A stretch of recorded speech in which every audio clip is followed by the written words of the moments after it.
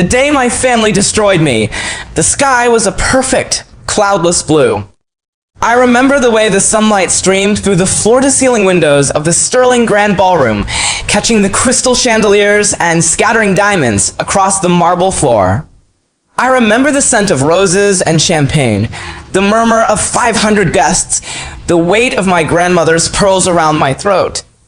I remember my father's hand on my shoulder, warm and heavy, guiding me toward the stage where my fiancée was waiting. I remember thinking, this is the happiest day of my life. I was a fool.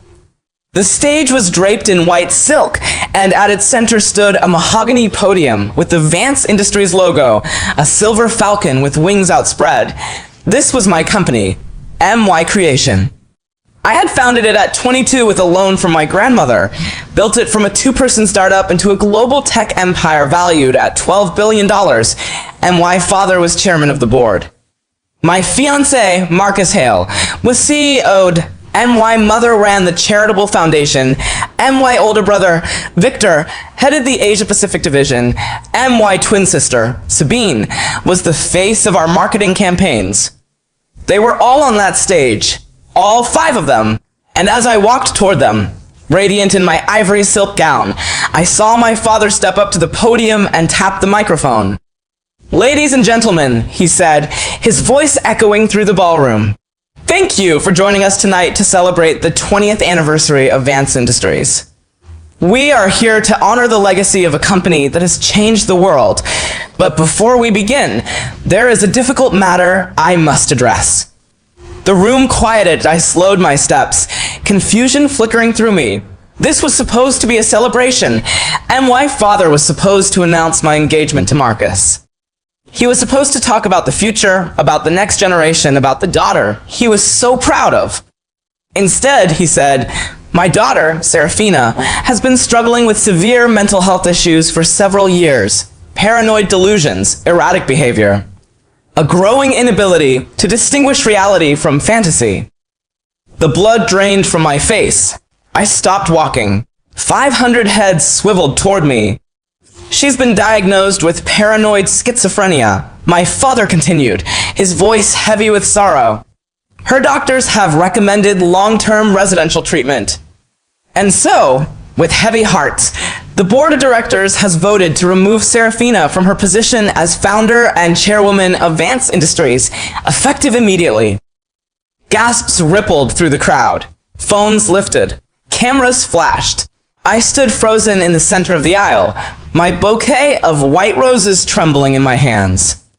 Effective immediately, I will assume the role of chairman.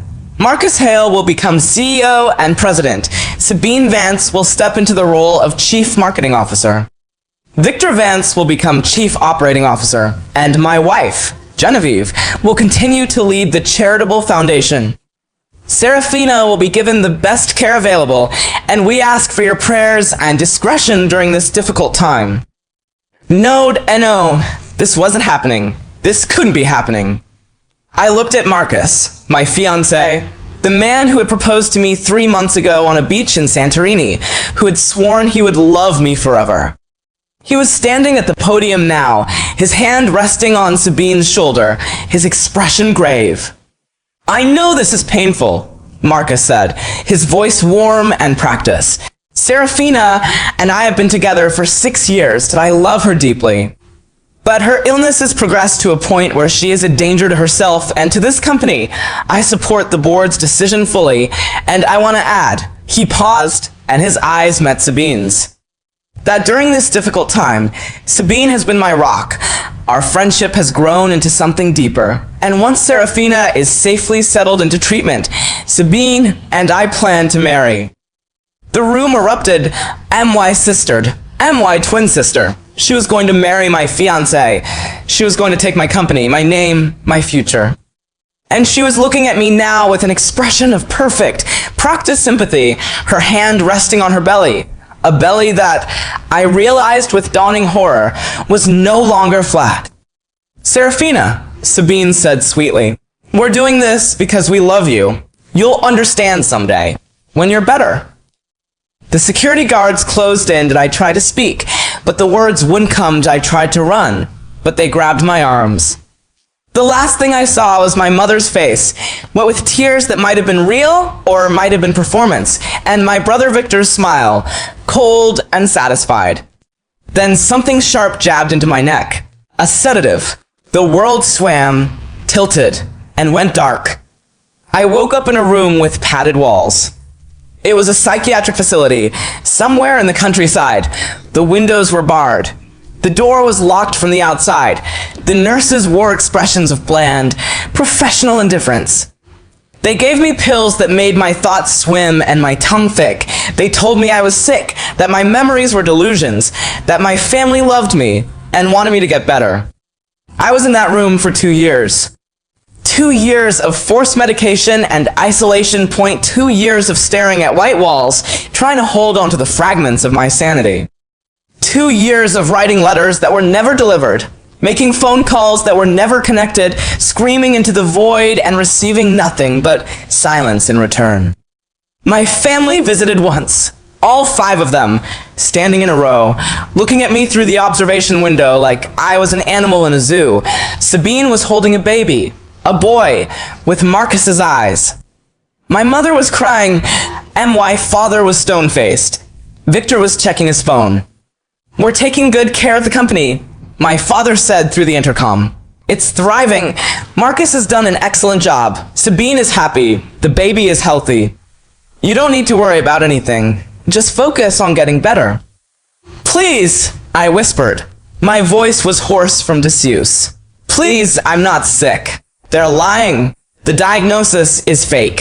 You have to believe me." My father's expression didn't change. "The doctors say you'll say that. It's part of the illness. We'll pray for you, Serafina." They left, and I watched them walk away through the reinforced glass, Sabine's arm linked with Marcus's, the baby cooing in her carrier. I watched my family disappear down the long white corridor, and I understood, finally, that they had never been my family at all. That night, I decided to die. I had been saving the pills. Every dose they forced on me, I had palmed half of them, hiding them in the lining of my mattress. I had enough now, enough to end it, to escape this white-walled prison, to finally be freed. I lined them up on the floor. 23 pills, white and blue and red. I swallowed them one by one. The darkness came quickly. My heart stuttered. My vision narrowed to a single point of light. And then nothing. System initializing. Host detected. Serafina Vance. Status. Deceased. Compatibility. 99.7%. Activating Karmic Rebirth Protocol. Warning. This system is bound by the laws of cosmic justice. You have been wronged beyond mortal measure. You are granted one chance to return. Use it to balance the scales. Initiating temporal rewind. 5 years. I open my eyes to sunlight. Not the harsh fluorescent light of the facility, but real sunlight, golden and warm, streaming through the windows of a penthouse apartment. I was lying in a bed that smelled like lavender, wrapped in sheets that cost more than most people's monthly rent. The date on the alarm clock beside me read, June 15th. 5 years before the gala. 5 years before my family's betrayal. 5 years before my death. I sat up slowly, my heart pounding, my hands trembling. The system interface flickered in my peripheral vision, a translucent blue screen that only I could see. Welcome, host Serafina. Your welcome package has been loaded. Skill unlocked. Thought detection, level 1. You can now hear the surface thoughts of anyone within a 15-meter radius. Skill unlocked. Dimensional storage, level 1. You can store up to 200 kilograms of non-living material in a pocket dimension. Skill unlocked. Physical enhancement, level 1. Your strength, speed, and durability have been increased by 100% above baseline. Skill unlocked. Karmic Ledger. This item records the debts owed to you by those who have wronged you. When a debt is collected, you will receive karmic points, which can be used to unlock additional skills and upgrades. First quest. Investigate your family. Discover the truth behind their betrayal. I swung my legs out of bed and stood up, and my body felt different. Stronger, sharper, more alive. The physical enhancement was already working that I walked to the mirror and looked at my reflection. I was 25 years old again. MY skin was unlined. MY eyes were clear. The scar on my wrist from the facility, the one I had made when I tried to escape, was gone. I was back, and this time I was going to win. The first thing I did was test thought detection. I walked out of my bedroom and into the penthouse kitchen. MY mother, Genevieve, was sitting at the marble island, sipping a latte and scrolling through her iPad. She looked up when I entered, her face breaking into a warm smile. "Good morning, darling. Did you sleep well?" Her voice was honeyed, maternal, perfect, but underneath it, her surface thoughts hit me like a wave. Asterisk God, she looks so much like her father. I hate her for that. Every time I look at her, I see him. I wish she would just disappear. Asterisk. I stopped in my tracks. My mother looked at me with concern. "Serafina, are you all right?" "I'm fine. I managed. Just tired." She's always tired, weak, pathetic. How did I raise such a disappointment? At least Sabine has ambition. At least Sabine understands what it takes to survive in this family. Serafina is just soft. My mother, who had held me when I cried as a child, who had read me bedtime stories and braided my hair, who had told me 1,000 times that I was her pride and joy, she hated me. She had always hated me. I poured myself a cup of coffee, my hands steady, my face blank. I had learned to mask my emotions in the facility. Nothing I felt could be allowed to show on my face. "I'm going to the office today," I said. "I have some ideas for the new product line." "Of course, darling. Whatever you like." Asterisk, she's so obsessed with that stupid company. It's all she cares about. Well, let her play CEO for now. It won't last forever. Asterisk. It won't last forever. My mother knew something. She knew about the plan to take my company. She was part of it. I smiled, kissed her cheek, and walked out of the penthouse. The moment the elevator doors closed, my composure shattered. I pressed my hands against the cold metal walls and gasped for breath. My mother, my own mother. And if she hated me, what about the others? What about my father, my brother, my twin sister? What about Marcus? The elevator stopped at the lobby. I straightened up, smoothed my blazer, and walked out into the Manhattan morning. I had work to do. Over the next 3 months, I used thought detection systematically, that I had lunch with my father, and heard his plans to restructure the board so he could seize control. I went shopping with Sabine, and heard her fantasies about marrying Marcus and taking my place. I attended a strategy meeting with Victor and heard his resentment, his jealousy, his desperate hunger for a power he had never earned. And I lay beside Marcus at night, in the bed we shared, and heard his thoughts. Just a few more years, get the shares transferred, keep her happy, then Sabine and I can finally be together.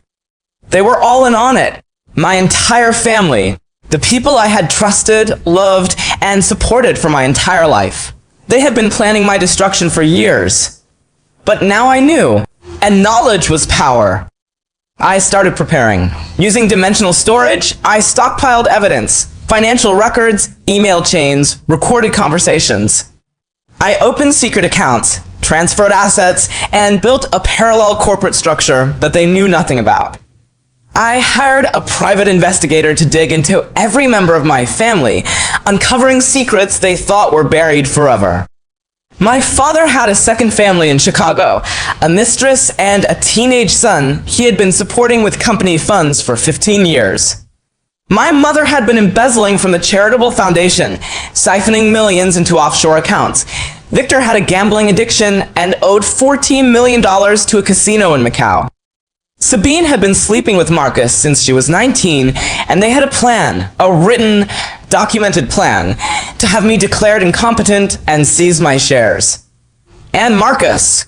Marcus was the worst of all. He had married me for my money, my company, my name. He had never loved me. He had loved Sabine the entire time. I had 5 years before the gala point, 5 years to build my case, strengthen my position, and prepare for the moment when I would destroy them all. The system guided me, offering quests and rewards, pushing me to become stronger, smarter, more ruthless than I had ever been. I unlocked new skills: combat proficiency, strategic mind, emotional manipulation that I accumulated karmic points, banking them for the moment when I would need them most. And when the day of the gala finally arrived, I was ready. The Sterling Grand Ballroom was exactly as I remembered it. Chandeliers, roses, champagne, 500 guests in black tie and evening gowns. My father at the podium, my family on the stage. I walked down the aisle, my ivory silk gown rustling against the marble floor. My bouquet of white roses was steady in my hands. My face was serene. Inside, my heart was a furnace of cold fury. Ladies and gentlemen, my father began. Thank you for joining us tonight to celebrate the 20th anniversary of Vance Industries. We are here to honor the legacy of a company that has changed the world. But before we begin, there is a difficult matter I must address. I stopped walking. I was standing in the center of the aisle, exactly where I had stood in my previous life. But this time, I was not afraid. My daughter, Serafina, has been struggling with severe mental health issues. No, Father, I haven't. My voice cut through the ballroom like a blade. 500 heads swiveled toward me. My father's face flickered. Shock, then irritation, then the careful mask of paternal concern. Serafina, please, this is not the time. It's exactly the time. I walked toward the stage, and the crowd parted before me. You're about to tell everyone that I have paranoid schizophrenia, that I'm delusional, that I need to be institutionalized. You're about to take my company, give it to Marcus, and send me away to die in a padded room. That was your plan, wasn't it? Gasps rippled through the crowd. My father's face went pale. I don't know what you're talking about. You're clearly agitated. Security. Security works for me that I hired them 3 years ago, when I first learned about your conspiracy. I pulled out my phone and pressed a button. The massive screens behind the stage flickered to life. Let me show everyone what kind of family I've been dealing with. The screens filled with evidence. Bank records showing my mother's embezzlement. Text messages between Marcus and Sabine, detailing their affair and their plan to seize my company. Financial documents proving my father's secret family and his theft of company funds. Casino records showing Victor's gambling debts.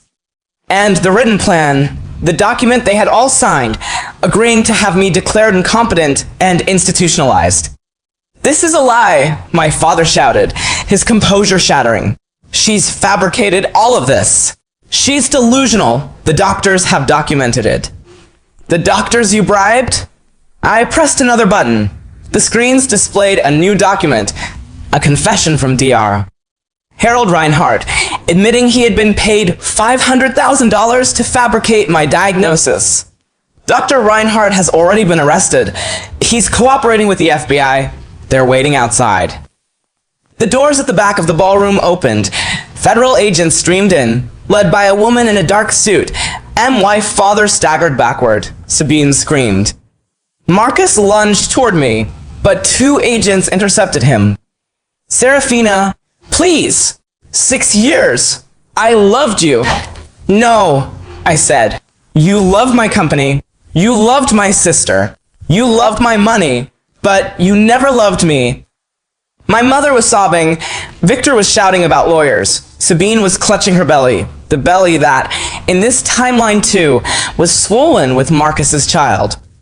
They were all crumbling, all collapsing, all being dragged away in handcuffs by the agents who had been waiting for my signal. And I stood in the center of the ballroom, watching my family's empire of lies crumble into dust. The trials were swift and devastating.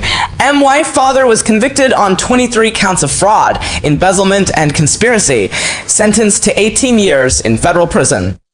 My mother received 12 years for embezzlement. Victor received 10 years for fraud and gambling-related crimes. Marcus was convicted on 29 counts and sentenced to life without parole. Sabine, due to her pregnancy, received a reduced sentence of 15 years. Her child, a daughter, was placed with distant relatives. I reclaimed my company. Within 5 years, I had tripled its valuation. I was named CEO of the year, profiled in every major publication, appointed to federal advisory boards. I became an advocate for corporate accountability, for women in technology, for anyone who had been betrayed by the people who were supposed to love them. The system stayed with me, a quiet hum at the edge of my consciousness. It tells me the scales are balanced. My debts are collected. My karma is clear. But I know the truth. The scales are never truly balanced. There are always more wrongs to right, more betrayals to avenge, more women who need someone to stand beside them. I was saved by a system, but I was rebuilt by my own will, and now I am the one who saves. I was murdered by my family. I was reborn with 5 years to prepare.